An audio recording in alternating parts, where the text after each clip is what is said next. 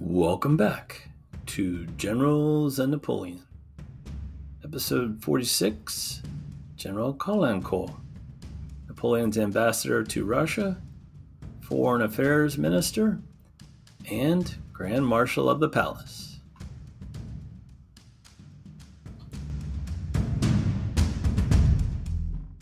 We have a special guest on the phone today that I'm very excited to have joining us. Her name is Irene Kim, and she is an expert in the 1812 invasion of Russia. And say hello. We're happy to have you.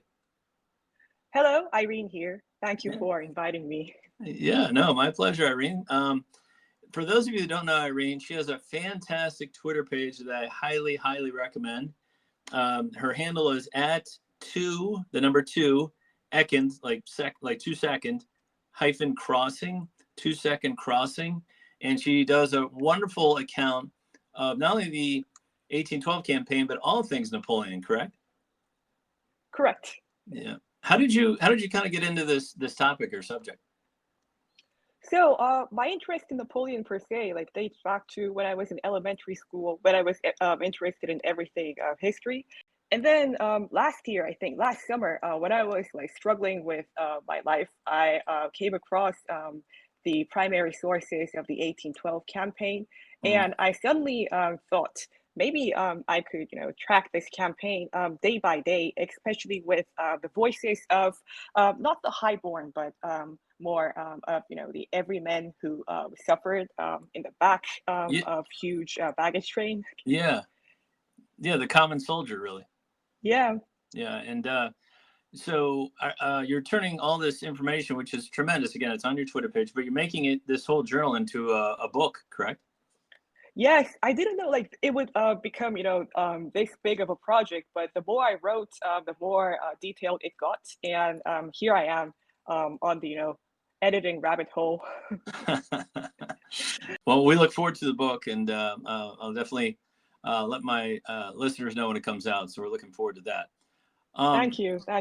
Yeah, my pleasure. And I thought today, and I've had many requests to cover this general. He's such an interesting fellow. The guy we're going to cover today is Armand de Caulaincourt. What is our thumbnail sketch of this man who is a really important aide to Napoleon? He was a cavalry officer, the master of the horse, or the Grand Equerry, as well as the French ambassador to St. Petersburg, who played an important role in balancing balancing the relations between France and Russia before this fatal campaign of 1812. And he was also responsible for trying to announce France's peaceful intentions to the Allies, which was a futile attempt, but still demonstrated his unwavering loyalty to Napoleon until the 100 Days and his eventual downfall. Yeah, and it seems like he was in a tough spot because he was extremely loyal to Napoleon, but he was also very good friends with Tsar Alexander, correct? Right. So he's a very peculiar case. I mean, no one in history really gets called a loyal, officer or minister for serving two sovereigns at the same time, but he did manage to, which really highlights his capabilities as a diplomat, I think. Yeah, no, that's a great point right there. Yeah, indeed. So let's jump into his biography a little bit. Armand de Caulaincourt was born December 1773 in the Picardy region of northern France. His parents were Louis Gabriel and Anne Josephine, and his father served in the Royal Army of King Louis XVI. Were they a noble family? I assume so.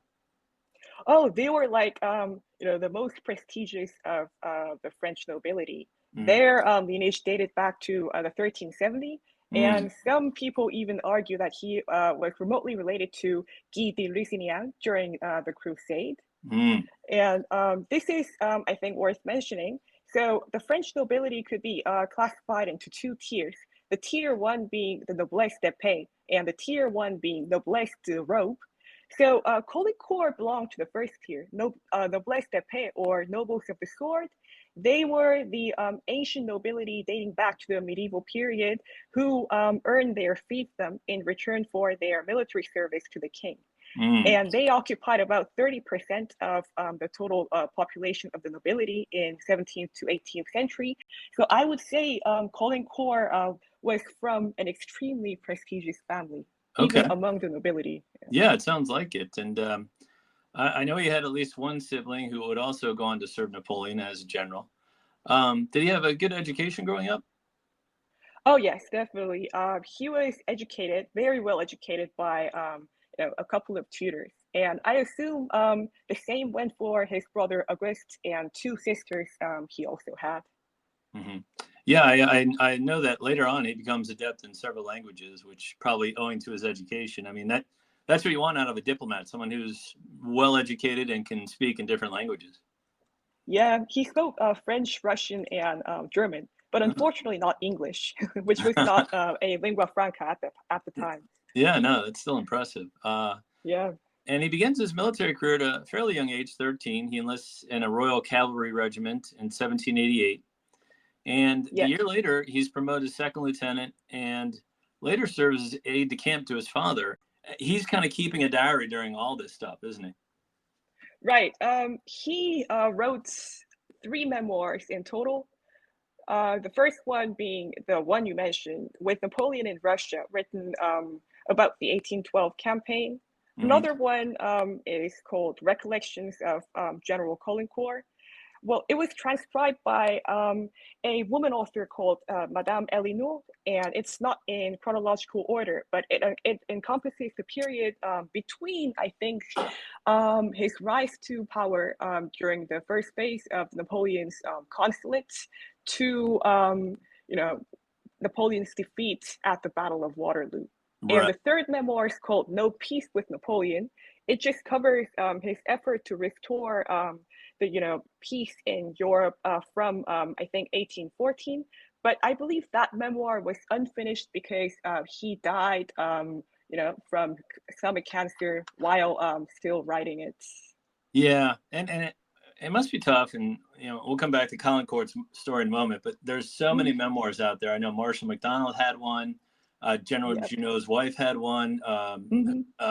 Napoleon's secretary is at Bourrienne. He had one. Like, there's so many out there, and some are legitimate, and some are completely made up. So it must be hard for you to kind of wade through them. Yeah, I always make sure to cross-check different memoirs, especially those about the same event from different factions or written by two people who had starkly different views of the current event. So, Mm-hmm. yeah, but Yeah, that's also my favorite part when writing because it kind of challenges me to integrate all this into a single analysis and yeah, conclusion. yeah. And I've been there too, where I've read like a little factoid or anecdote, but I can't find proof of it anywhere else. So I just kind of I either leave it out or I note that, hey, I've only heard about this in one place, so it may or may not be true. But Yeah. yeah, getting back to Caulaincourt's story. In 1792, he's promoted to captain, but is suspected of royalist tendencies due to his noble birth. This is during kind of the height of the French Revolution. How does he Yes, kind of in sidestep this landmine? yeah, so that was he almost died, so Yeah. that's a really impressive impressive story. Yeah, it happened in the 20th of May 1792 when his father had already resigned from the army in fear of what was to happen to his son and a number of other officers of noble descent. Mm-hmm. Caulaincourt began to serve as the ADC to his uncle, General Arville, and he was on his way to join his regiment in the Vendée region, but he became arrested en route. So Mm-hmm. how he managed to escape his captivity? Well, this is quite unbelievable. But Caulaincourt's mother had befriended the jailer's wife and saved her from poverty years ago. Mm. So owing to this, Caulaincourt was able to escape disguised as the jailer.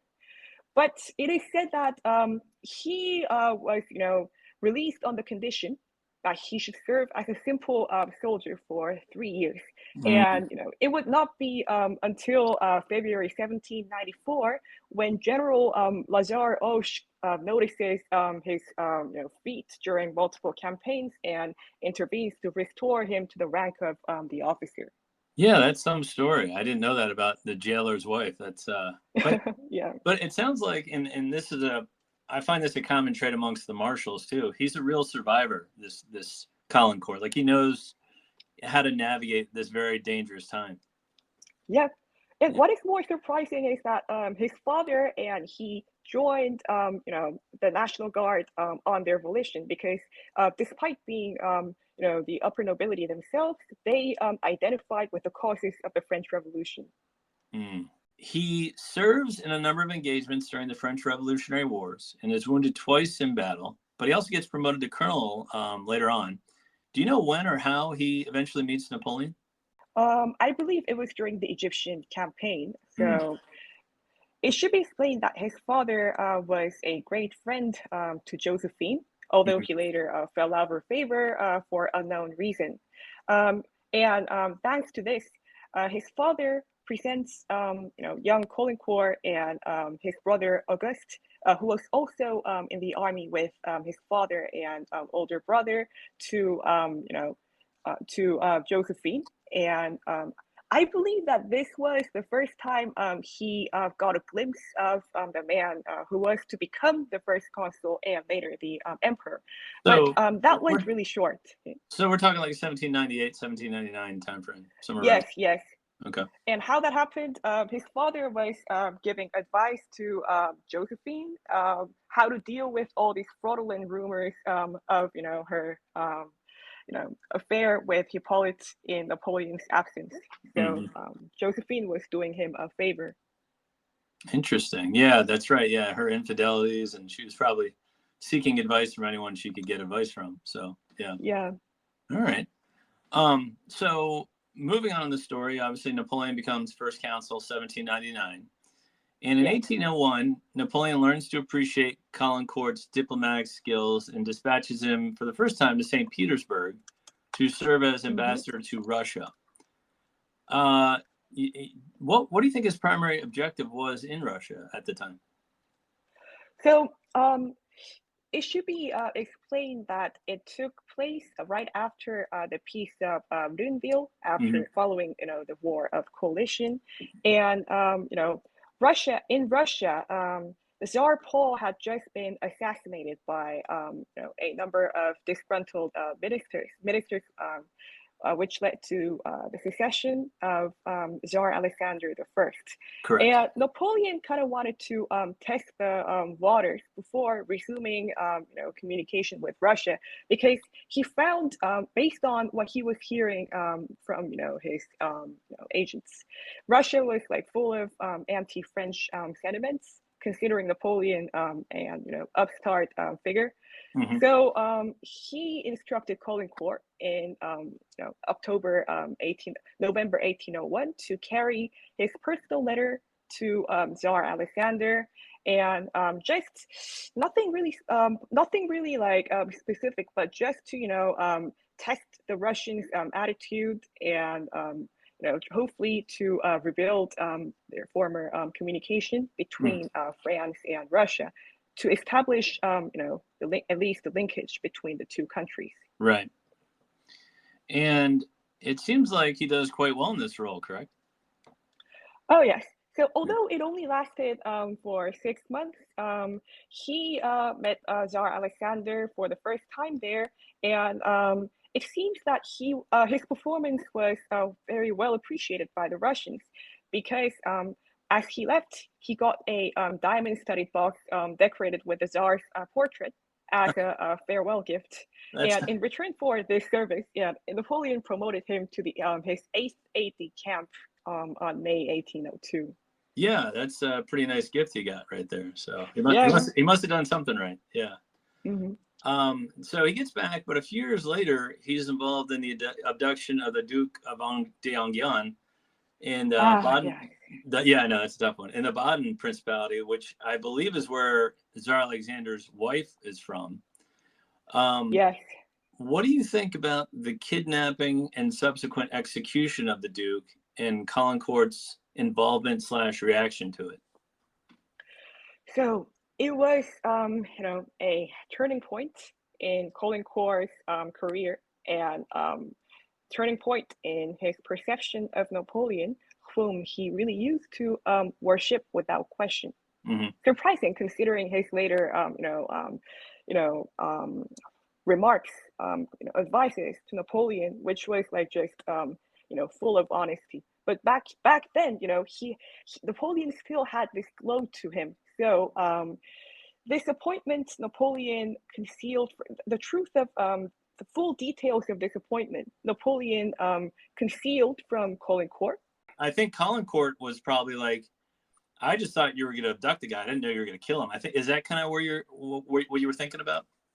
In reality, was not even aware that the Duke was being abducted. He was the only thing known to him at the time was some criminal in the Baden Principality, to Ittenheim, more specific, was becoming captured by another general with the same appointments. But he did not know that it was the Duke of Enghien.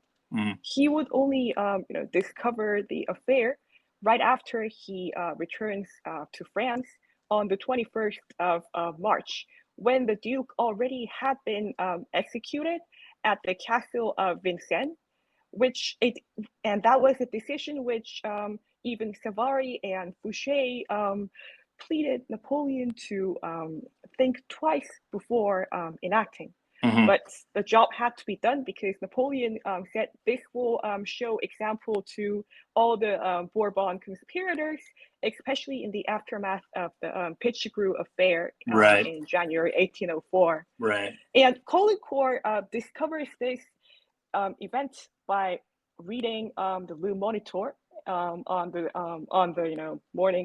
evening of the 21st, and he is just devastated. And I think, going back to your earlier point, I think before this incident, Caulaincourt was blindly loyal to Napoleon. Now he's still loyal to him after this, but it's kind of with like one eye open, like he's aware of what Napoleon is at that point.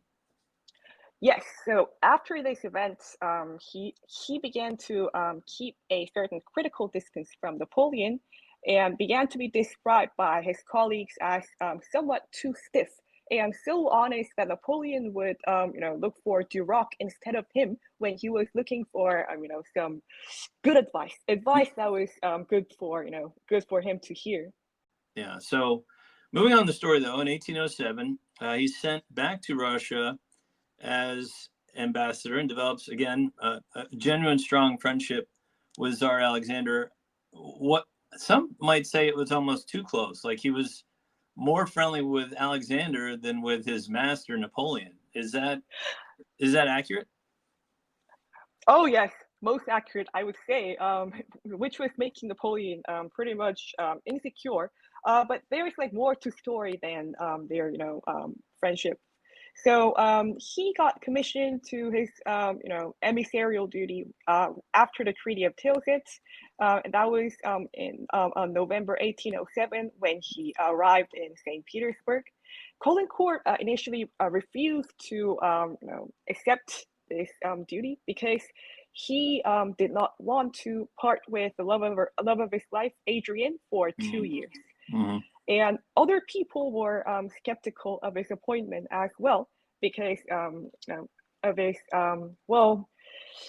of the stigma associated with him for being complicit, regardless of what he himself thinks, in the d'Enghien affair. And also Joseph de Maistre said he was much amused about this decision of Napoleon because while Caulaincourt was well-born and boasts about it, he has this common air underneath the embroidery, and he is stiff as if he had the marionette strings in his joints. But but I should argue that it was this common air, a surprising common air he had, which helped smoothen the relationship between him and Tsar Alexander. So as soon as he made entrance to the gates of the Winter Palace, Alexander himself received him like an old friend, but everyone else were avoiding him like a plague, calling him a murderer, and some would even openly refuse his visits. Oh my! So it's making his job pretty difficult, I would imagine. Yeah. Yeah, so he saw a thorny path ahead, and Caulaincourt, he felt so humiliated because he was being blamed for an affair that he did not even know of at the time, and even carried a lengthy letter explaining how he was completely unaware of Napoleon's order at that time. Right. He would like show it around to any visitors, like John Quincy Adams from Yonsef, Mr. Harris, and other diplomats in St. Petersburg. And one day, he was so sick and tired of, doing this that he asked for an audience with the Tsar and pleaded that other people should not consider him as such, this murderer of the Tsar's brother-in-law. Right. And what Alexander says is just remarkable. I will not read them, Hmm. meaning the lengthy letters he carried with him all the time. I have long since been acquainted with everything that can be known relative to the unfortunate death of the Duke d'Enghien. He Right. is my brother-in-law. His court is in some degree a portion of mine. You may therefore be certain that I know the truth of all that concerns you. I know your innocence. I affirm this on my word of honor, and I hope that pledge will be received. So from that moment, Caulaincourt, no one really, no one began to treat Caulaincourt the same way they used to, making Caulaincourt, very devoted to Emperor Alexander. In Right. Lord Junot's words, he was even granted like one of the finest mansions in St. Petersburg to stay, the Volkonsky Palace. It was said that it was the second best residence next to the Grand Duke Constantine's. Wow. Okay. Yeah, So and yeah. yeah, so clearly Alexander couldn't have been too mad at him if he gave him the second nicest house in St. Petersburg. Uh, but in 1808, to make his life more complicated, I mean, he is rewarded by Napoleon as a duke. He becomes Duke of Vicenza. But Mhm. the complicated part is Napoleon tasked Caulaincourt with trying to find Napoleon a new bride after his divorce from Josephine. And Yeah. originally they were trying to match Napoleon with a Russian bride, correct? Oh yes. So that was what had been promised at Tilsit, so a year ago, that Napoleon wished to marry the youngest sister of the Tsar, named Mhm. Princess Anna Pavlovna. And Caulaincourt, this with this, Napoleon was getting impatient in Paris. And by 14th December 1809, Napoleon annuls his marriage with Josephine, so he is single again.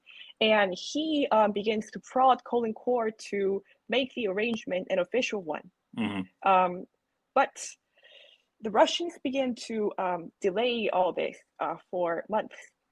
And in 28th December 1809, Caulaincourt, delivers the proposal to the Tsar, but you know, Alexander only gives very evasive answers. Mhm. So this is quite complicated, but despite like their naive display of friendship, Caulaincourt later testified how Alexander was doing this on purpose to some degree, like Mhm. keeping the politically sensitive information on the side, and um, intentionally centering their relationships on you know banters about everyday life. But when the matter boiled down to this sensitive issue, Alexander would not give him a definitive answer. Mhm. So he secretly thought Napoleon, by doing this, was fulfilling his endless territorial ambitions, Mhm. which the Russian court would not accept, and which, if accepted, would severely constrain the Tsar's legitimacy. So as he delays giving France an answer, Caulaincourt is forced to deliver the Tsar an ultimatum to give an answer within 10 days. Mhm. But to avoid embarrassing his dear friend, Alexander just cites the Empress's objection to marrying her off at such a young age, below the age 16. And this gives an opportunity for the Austrians to, exploit the noticeably growing wedge between France and Russia, Right. because Metternich, yep, he began to notice how Napoleon was dying to marry Anna Pavlovna, which would result in a Franco-Russian alliance, which would isolate and threaten Austria's territorial and strategic position in Central Europe. Right. So, yeah. And the reason for all this was just Josephine was not able to produce an heir. So then we have Marie Louise, who is the daughter of Austrian Emperor Francis, correct? Yep. Austrians began to push for the Austrian alternative to Napoleon marrying the Russian princess. And it was spearheaded by the first secretary, Floret, who openly expressed this regret during the last party hosted by Josephine, how he wished Napoleon to marry an Austrian bride instead. And by February, Napoleon became impatient enough that he declared he had decided in favor of Austria and notified Alexander of the termination of the ongoing arrangement mediated by Caulaincourt. Right. And the Schwarzenberg proceeds to carry the order to the Austrian court, and the marriage was consummated between Napoleon and Marie Louise. Mm-hmm. Yeah, there's so many layers and intrigue of that story, and then maybe some of that where Alexander was dragging his feet does lead into the War of 1812. Yeah, obviously there's other reasons, the continental system and territory disputes that lead to the 1812 invasion.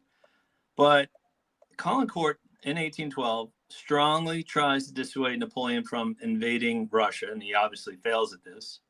Why do you think he was so adamant about avoiding this conflict with Tsar Alexander? Oh, first of all, he was trying to make sure that Napoleon understands that Alexander was becoming insecure, not aggressive about the French. So he said after his return to France in June 1811, he told Napoleon that Alexander is becoming affronted at Napoleon suddenly going to marry Marie Louise instead, as well as his aggressive behaviors in the Hanseatic cities. And later, the occupation of Swedish Pomerania and Danzig, which was to be a free city. In other words, he was the one who was breaching the Treaty of Tilsit, yet you are the one accusing Alexander of breaching it. That doesn't make any sense. It's only natural for Alexander to be, to be alarmed at all this. You must stop. If you stop first, then no costly war will arise. Now that was his first argument. But another reason he opposed this war, this campaign, was what Alexander had told him and Chernihiv while he was in St. Petersburg. To cite his word, he said, "People don't know how to suffer. If the fighting went against me, I should retire to Kamchatka rather than cede provinces and sign in my capital treaties that were really only truces. Your Frenchman is brave, but long privations and a bad climate will wear him down and discourage him. Our climate, our winter will fight on our side. With you, marvels only take place where the emperor is in personal attendance. He cannot be everywhere. He cannot be absent from Paris year after year," which could not be more true in hindsight. Yeah, it's almost like he was seeing the future right there. That's pretty impressive. Yeah. So yeah, that must have been, Caulaincourt must have been in a weird position because he's invading the country of one of his best friends. It must have been so weird. Yes, and what was more difficult for him than that was Napoleon began to accuse him of colluding with the Russians. He even began to call him Mr. Russian right in his face. And the first part of 1812 went like this. Caulaincourt would Napoleon would approach Caulaincourt and demand him to answer. Say, Alexander wants war with me. And Caulaincourt just becomes flabbergasted and responds, "No, he sure doesn't." But Right. Napoleon was like, no, Alexander is, a really, wily man. He's a cunning Greek guy. He is surely planning on something. And Caulaincourt's like, please no. And then, Caulaincourt and Napoleon have this argument several times more to a point where they stop talking for a while, with Napoleon secretly preparing all these carriages and wagons to be transported to Russia, which Caulaincourt takes notice of and, again, advises Napoleon to stop, but he doesn't listen. But Napoleon must trust him somewhat because he makes him master of the horse and his close guard during the invasion. Yes. So Caulaincourt's going. He's probably angry that he's there. But his brother also joins as a general. But at the Battle of Borodino, something very bad happens. Ah, yes. So his brother served in the cavalry corps. And during the Battle of Borodino, at around 2 p.m., I think, when Napoleon and Caulaincourt were just waiting for the results cloistered in their headquarters, the army, he began to order his cavalry to charge at the Russian center, which was defended by the Raevsky Redoubt, or also called the Great Redoubt. And Napoleon finds that the General Montbrun, in command of the Second Cavalry Corps, had the First Cavalry Corps had died in the heat of the battle. So Napoleon tells the brother Caulaincourt, go and take command of the First Cavalry Corps. Do as you did at the Spanish campaign. And Berthier gives the approval for Napoleon's order, and he swears to his brother before leaving, with things this hot: I don't suppose I shall see you again. We shall win, or I shall get myself killed. Wow. And then he makes this unbelievable act of charging at the redoubt with all the cavalry he had. So he is said to have shouted, "Follow me, weep not for Montbrun, but come and avenge his death." With Murat ordering him to do the job. He also said, "You shall see me there, dead or alive."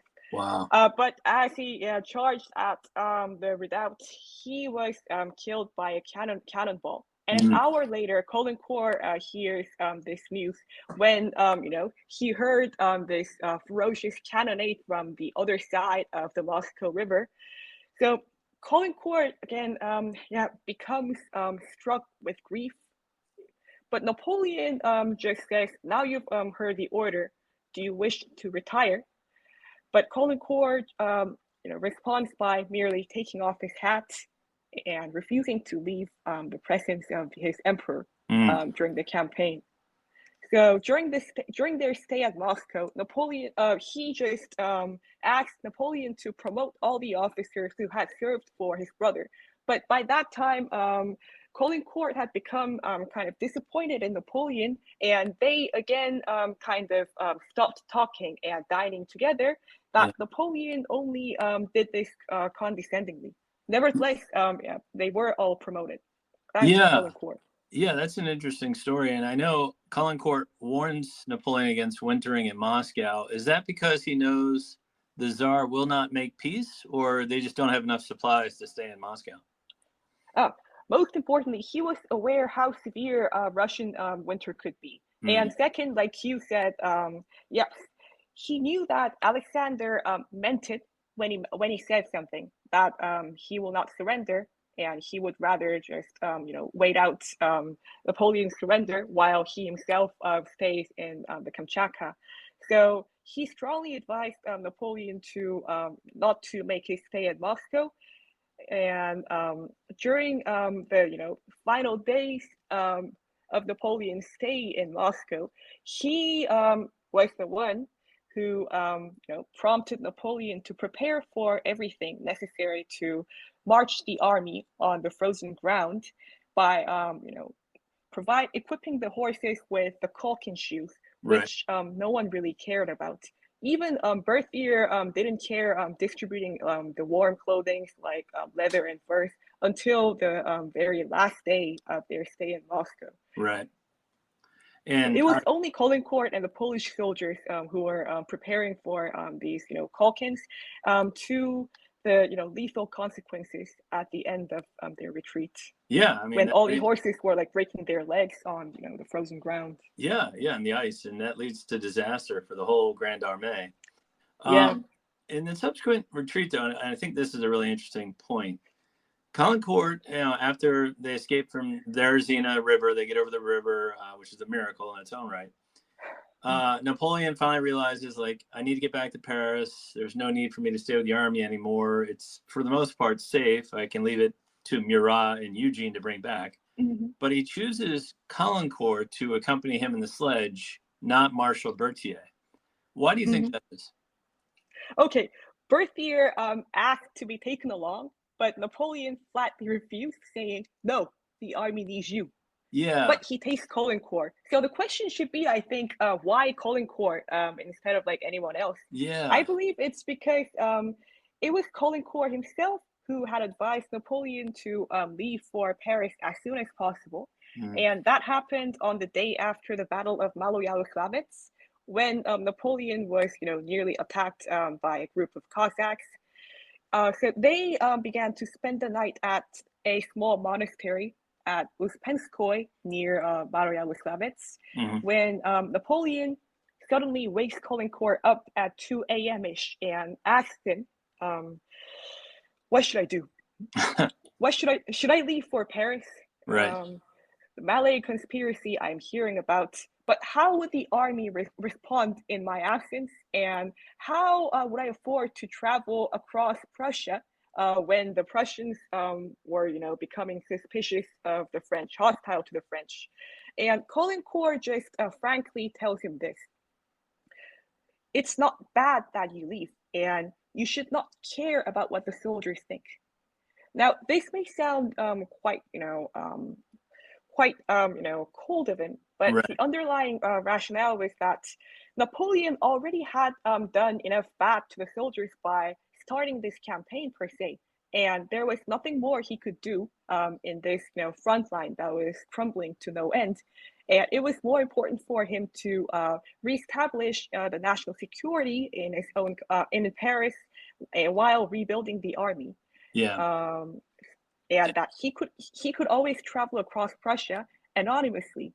And Napoleon would do so by disguising himself as a secretary under Caulaincourt. Well, I think you make a good point almost there that, yeah, he could have taken Marshal Berthier, but that would have been depriving the remaining army of, and I think there's two geniuses in the army at this point. There's Napoleon and Berthier. And to take Berthier and all his logistical knowledge away from the remnant of that army would have been a disaster. So I think that's why he left Berthier there and took Caulaincourt. Yeah, but unfortunately, that was the expectation. But the reality was Berthier was not proactive enough to restrain Murat from committing all kinds of, foolish behavior, because he lacked. Caulaincourt later, evaluated Berthier as lacking the capacity to make independent judgments, and that's exactly what Berthier did. Like, how he did not pay attention to the distribution of leather because probably it was not ordered by Napoleon. Right. In consequence, Murat would abandon the army and head for Naples. Yeah. Now, it should also be emphasized that Caulaincourt and Berthier pleaded Napoleon to make Eugene the commander-in-chief, not Murat. And there were still other marshals, in the group. So for them to take orders from another marshal, it must have been hard for them. Like, if you're Marshal Ney and you've been fighting this rear guard or Mortier or any of the other marshals that were still out there, to have Murat in charge must have been very annoying. So yeah, I get it. So Napoleon and the rest of the Grand Armée somewhat escaped from Russia. In 1813, we're back on campaign, the German campaign. Where is Caulaincourt in this situation? So Caulaincourt, is still in Paris and the Fontainebleau in the early phase of the campaign with Napoleon, of course. And then, on the first days of April, he leaves for Mayence with Napoleon, again riding right next to him. This time again as the Grand Equerry in charge of maintaining the line of communication and the horses, which had become luxury to the army. Right. And he still has to listen to Napoleon, just like dwelling on his philosophy of life, his philosophy on women, etc. Something occurs, and is it after Lutzen or Bautzen that this occurs, the death of Duroc? Bautzen, when Duroc is hit by a cannonball. Yeah, and dies quite horribly. And Duroc is Grand Marshal of the palace. And although you're not technically a marshal, it's a very important position because does it control access to Napoleon, or why is that such an important job? So if the marshals of the army controlled the exterior of the army, those actually fighting at the front line, the Grand Marshal controlled everything internal to the army, the emperor's household moving along with the army. That is, a Grand Marshal would take control of all the expenses related to food, scouting, security, servants accompanying Napoleon, etc., as well as monitoring the security of the emperor's camp. And what's amazing is that Caulaincourt was serving as simultaneously the Grand Equerry and the Grand Marshal at the same time, but no friction was reported between his two tasks. So it must be said that he must have been very good at multitasking. Yeah, and that must have been exhausting handling those two positions at the same time. But unfortunately, as we know, in the story, Napoleon in 1814. They have the invasion of France, and he's forced to abdicate in April 1814. Yeah. So this must have been a sorrowful moment for Caulaincourt to see his master exiled, but there's a slight bit of good news in 1814. Do you want to touch on the bit of good news for Caulaincourt? Yes. So it's a really touching story. The Duke of Vicenza's 10-year love affair with Madame Adrienne de Caulaincourt. So he first met Adrienne between 1803 to 1804, and he became smitten with her. He was now known for his success with women, even in the court of Paris. But after he saw her for the first time, he did not know any other woman to commit to. And he found out that she had been unhappily married to her uncle since the age 13 to keep the family fortune intact, because she was from an Asian nobility family like Caulaincourt himself. Right. Yeah, and Adrienne was appointed the lady in waiting to Josephine around 1805.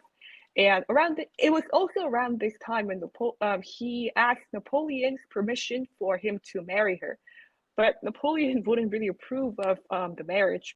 So it meant Caulaincourt had to wait for 10 years to marry her in May 1814, when Napoleon randomly gives the approval to, for Caulaincourt to marry her in 10 years, when he had nothing else to, reward, his, favorite minister with. Right. It's just, and they would have two sons together. Yeah, they had two sons together, and it sounds like quite a love story. But it is unfortunate he had to wait 10 years just to marry her. Yeah, that must have been like just exhausting. Yeah. I believe like they were on the point of giving up, and Caulaincourt too, like had nothing left in the absence of Napoleon. But Adrienne, readily accepted his proposal, and they never parted afterwards. So it ended happily.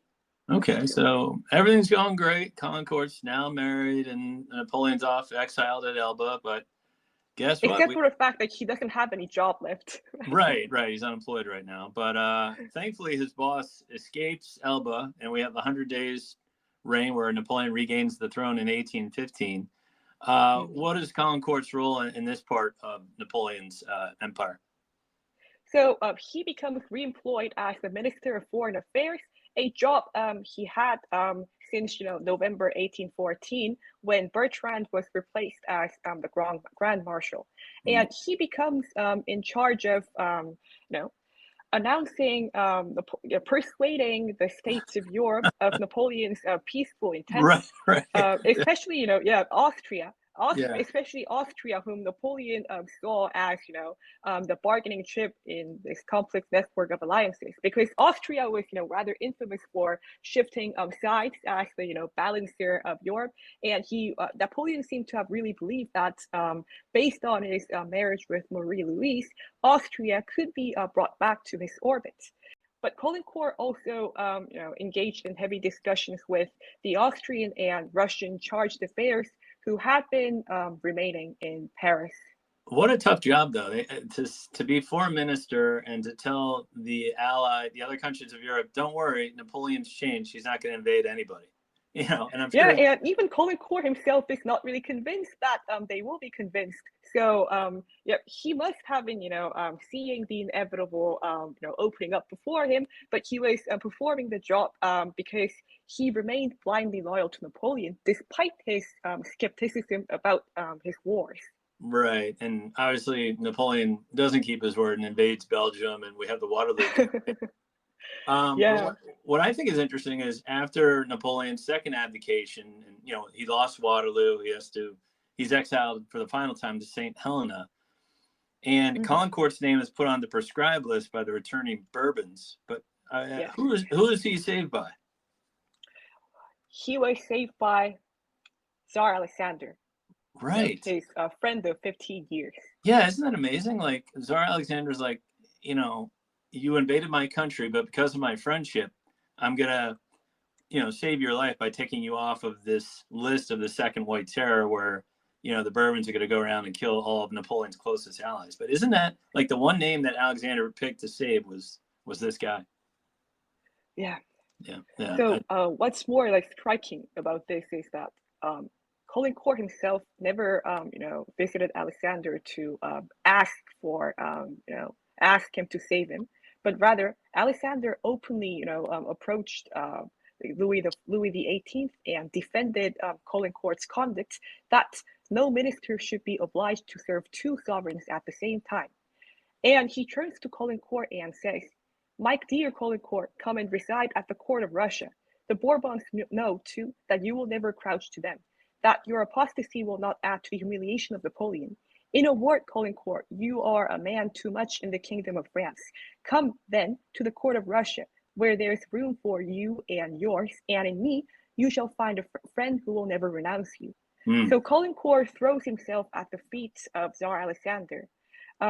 He, dreams of a happy future in the court of Russia, but he ended up staying in France. And finishes his memoir, this part of his memoir, by saying, "Alas, in my own mind, plans of future happiness are buried in Alexander's grave." Right. And it seems like he lived pretty much quietly in retirement after 1815. Unfortunately, he dies in 1827 at the relatively young age of 53, and from the same illness that kills Napoleon, stomach cancer. Oh, yes. He had the misfortune of sharing his boss's ailment. Yeah, but still, I mean, young age. Obviously, he has a wife and family. One of his sons goes on to serve as senator to Napoleon III, Napoleon's nephew. But let's talk about his memoirs. I know we mentioned it earlier, but before we get to that, what do you think the legacy of Caulaincourt is? If Napoleon's life was a Greek tragedy and the invasion of Russia his Marshal, Caulaincourt was that voice of reality that Napoleon had failed to heed to because of his blindness, his blind pursuit of ambition, I would say. And on the diplomatic level, I think Caulaincourt embodied what Napoleon had lacked to his own end. So while Napoleon achieved brilliant military victories, up to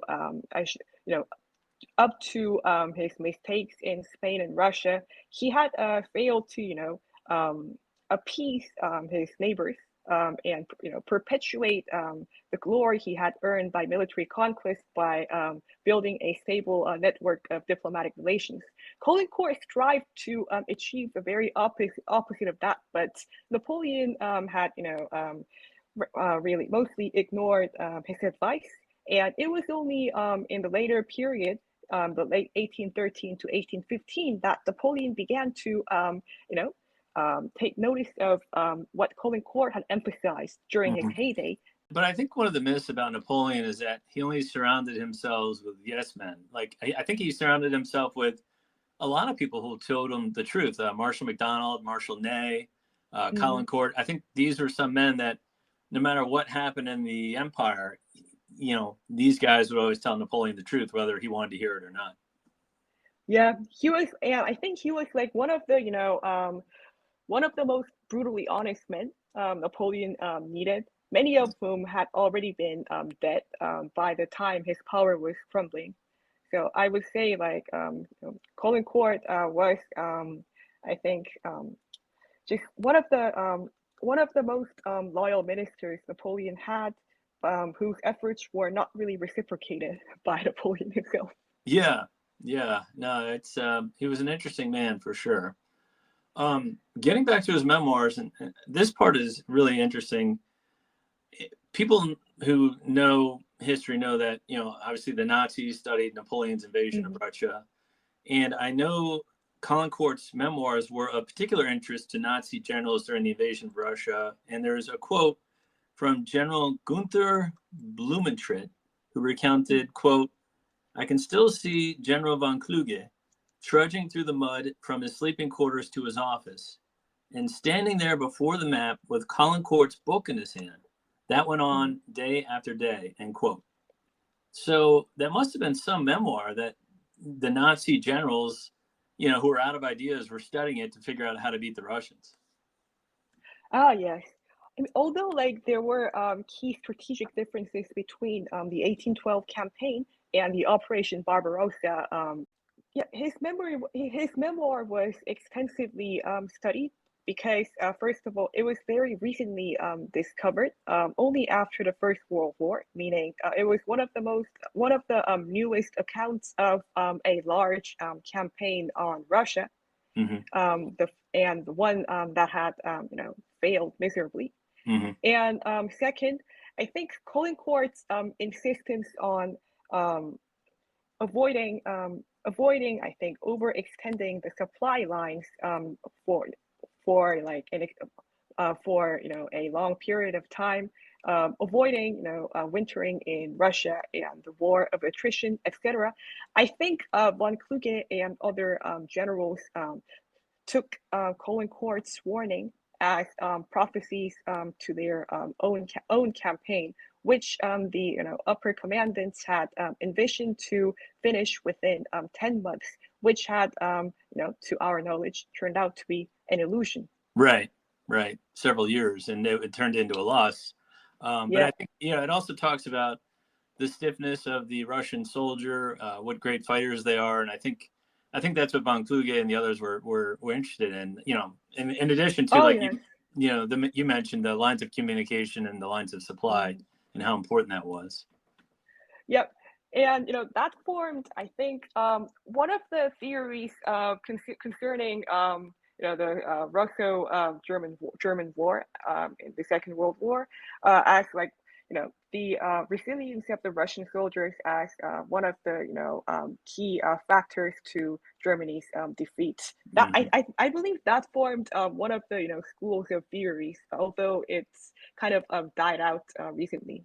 Right. But yeah, I'll have to read this memoir. It sounds like really a great opportunity, especially the Russian one, as you mentioned, is a great opportunity to learn more about Caulaincourt and about Napoleon himself.